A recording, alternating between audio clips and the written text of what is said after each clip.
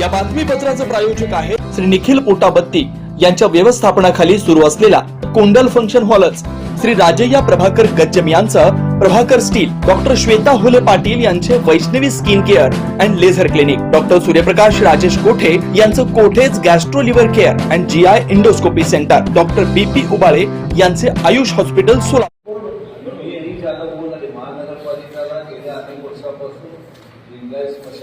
दुसरीकडे जिथं अटवाड झाल्या त्या भागातही आपण सातत्यानं मागणी आहे, आजपर्यंत तुम्ही दिलं नाही। पण ज्यावेळी मी तिथं बैठकीला गेलो होतो त्या स्मशानभूमीमध्ये तिथं गौऱ्या मारत होते त्या सगळ्या जमिनीवर। मग मी बघून आल्यावर ते आयुक्तांशी फोनवर संपर्क केला की असं तिथे जागा वाटतंय, काय करायचं बघा, तिथं स्मशानभूमी रिकामी जागा आहे, ती लिंगायत स्मशानभूमीला द्या। त्यांनी म्हणजे एक पत्र पाठवा। त्या अनुषंगाने मी एक पहिल्यांदा पत्र दिलं की लिंगायत स्मशानभूमीला ही जागा मिळायला पाहिजे, आणि त्यानंतर लिंगायत स्मशानभूमीला जागा मिळायला पाहिजे म्हणून सांगितल्यावर मग ते कोण करणार असा ते म्हणले। मी त्यांना म्हणले की मी वड्डी महाराजांचं तिथं मठ आहे जवळ, त्यांना मी त्या संस्थेला तयार करतो आणि त्या महाराजांना विचारतो आणि महाराजांची परमिशन घेऊन तुम्हाला सांगतो। त्या दरम्यान तुम्हाला लई काही ना लिंगायत स्मशान लिंगायत लोकांमध्ये भांडणं लावायचं, तुम्ही ते काढायला बोलून आणा। त्यांना माहित पण नव्हतं हे सगळ्या गोष्टी, पण तुम्ही सगळ्यांनी अधिकाऱ्यांनी आणि काही लोकांनी आता ते घरून जाणून बुजून त्यांना घेऊन आला आणि त्यांचा प्रस्ताव मागून घेतला। त्या दरम्यान मी अजून एक पत्र दिलं की हा स्मशानभूमीचं देखभाल करणं कुठल्याही तुमच्या अटीतटी सगळ्या मान्य असून कुठल्याही स्वतःच्या खर्चाने वडकी संस्था हे सगळं करायला तयार आहे, तुम्ही त्यांना द्यावं असं म्हणून मी दुसरं पत्र दिलं। पण तुम्ही त्याच्याकडे बघितलं नाही, तुम्हाला कारण राजकारण करत होते अधिकारी लोकांना, ते सांगत नाही तुम्ही जाणून बघून हे सगळं लिंगायत लोकांमध्ये भांडण लावणं, एखाद्यावर परस्पर हे करणं, एवढं धंदा इथं बसून जातं तुम्ही केलेलं आहे। आणि ते प्रस्ताव तुम्ही त्याचं ठेवलं, त्यांना 2-4 वेळा त्यांनी तयार नव्हते तरी त्यांना बोलून तुम्ही त्यांना तयार केलं आणि ते प्रस्ताव पाठवायचा कार्यक्रम पुढे तुम्ही केलं। त्यावेळी आमचाही प्रस्ताव पाठवायला पाहिजे होता, तुम्ही का बरं पाठवलं नाही? का तुम्हाला काय इंटरेस्ट आहे सांगा ना, एवढं सगळं प्रस्ताव करण्यात त्याच्यात करण्यात पुन्हा जात आहे? कोण सांगितलं तुम्हाला असं करून द्यावं?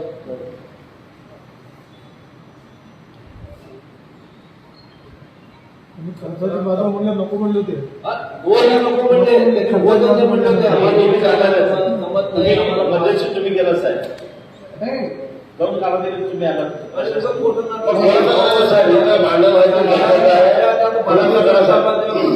तुम्हाला लय इंटरेस्ट आहे खरं सांगतो तुम्हाला, तुमचं काम गैरसमज नाही, खरं सांगतो प्रत्येक गोष्टीला तुम्हाला आमच्या पक्षाने कोण काय करताय काय नाही याचं बघणं आणि कुठल्या गटातल्या माणसाने काय मागतंय त्याच्या विरोधात काम करणं एवढंच काम आहे तुमचं काम तेवढं आहे। माझं तुझं काय सांगू आम्हाला सगळं माहिती की या विषयामध्ये त्यांनी जो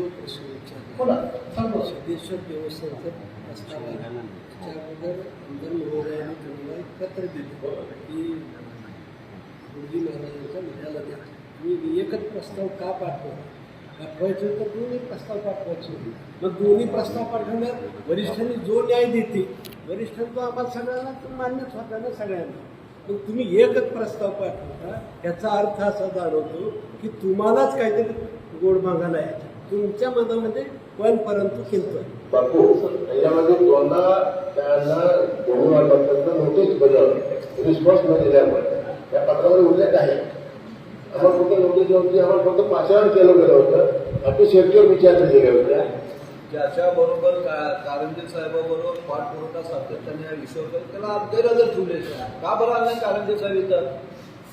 त्यांना पण नाही गैरहजर ठेवून आणि मुद्दाम होणं आणि इथे येऊन आम्हाला तुम्ही हे सांगा बरोबर नाही ना, हे विषय सगळं कसं आहे